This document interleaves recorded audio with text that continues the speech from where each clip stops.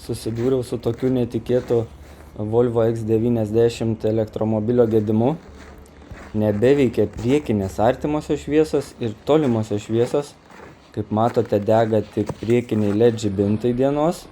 Labai įdomus gedimas, bus įdomu sužinoti, kas čia jiems atsitiko. Automobilis apynaujas, o jau nebedega artimosios šviesos. Tuoj parodysiu ant skydelio, kaip atrodo tas gedimas. Mat štai toks ženklas su kairė į dešinę pavaizduota švieselė. Gal kažkas užšalė ir jie nebegali sukinėtis. Su rankenėlę bandant įjungti tolimas artimas niekas nesikeičia.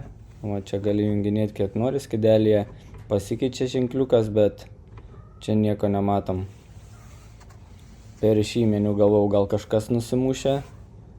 Pabandžiau pakeitinėti, bet irgi niekas nesikeičia. Dega tik LED dienos žibintai. O viskas prasidėjo dar dieną išvažiuojant, kai išmetė šį pranešimą. Priekinių žibintų sistemos gedimas. Užsisakykite techninę priežiūrą. Kadangi buvo diena, tai nepastebėjau to gedimo. Nuvažiavau į krovimo stotelę.